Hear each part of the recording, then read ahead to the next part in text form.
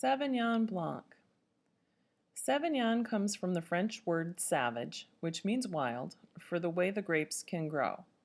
I consider it wild in the sense that it can occasionally be quite headstrong and insistent upon making its presence known in the glass. Sauvignon Blanc is a tart, crisp, white grape with a high acid content that makes still wines of light to medium body and is also the main ingredient in one of the more famous sweet wines of the world. An aromatic varietal, it easily evokes aromas and flavors of green fruit and citrus, which makes it easy to drink, and like lemonade, remind me of hot summer days. This may also be because it sometimes smells of fresh-cut grass. Sauvignon Blanc does well in cool or moderate climates and is a true barometer of the soil type in which it is grown.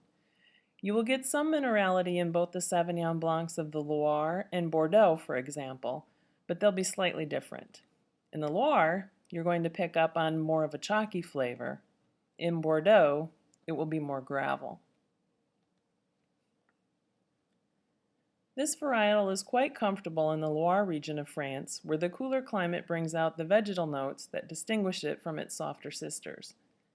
Good samples from this area are found in the villages of Sancerre or Pouilly-Fumé, where the wines with these titles are 100% Sauvignon Blanc. Sancerre does not further the in-your-face reputation that the grape's name suggests, as these wines tend to be more subtle and sophisticated. Pouilly-Fumé, on the other hand, does do its name justice. Its aromas are more intense and will have a greater presence of citrus fruit than its neighbor. Sauvignon Blanc is also one of the main grapes of Bordeaux, where it is often blended with Semillon that adds body and balance.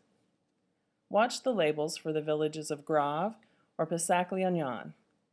They're a little more weighty on the price scale, but this will be reflective of what you find inside the bottle. Across the globe, another area where Sauvignon Blanc does very well is in the South Island of New Zealand, specifically Marlborough. Sauvignon Blanc is the most planted white grape in the country, and Marlborough is its largest wine region. Fairly new to the game, the first vineyards were established here less than half a decade ago, and Cloudy Bay was the wine that laid the groundwork for the reputation these wines have on the international market today. It is still readily available and affordable. In fact, one makes it to my table at least a couple times a year. A good thing to note about New Zealand's wine laws is that if a wine is labeled as a particular varietal, at least 85% of the wine must be made with that grape.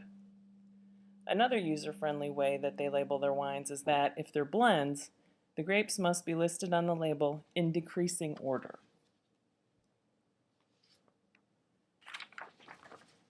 Never to be left out, California is also producing Sauvignon Blanc. Typically grown on sandy soils, you may not see that minerality that you pick up on the French bottlings. If you come across a Fumé Blanc, grab it, as it is also Sauvignon Blanc. It was dubbed this in the 70s by Robert Mondavi in an attempt to give the wines a greater international appeal. Choose a wine from a cool climate to contrast against a white from a moderate climate for this exercise. In addition to tasting for differences in aroma and flavor, pay attention to any differences in color or acidity. You may also choose to compare an Old World example to a New World.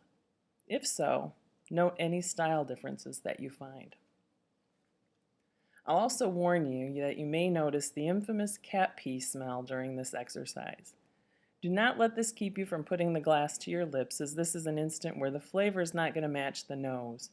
It's going to manifest itself more in an asparagus flavor, and this is the term I will use when tasting these wines in public. California tries to mask this trait by blending it with Semillon or with the use of oak. Names or phrases to look for on the label to know that you're buying a Sauvignon Blanc are, of course, Sauvignon Blanc, Sancerre, Pouilly-Fumé, Fumé Blanc, a white Grave, or white Pessac-Léognan.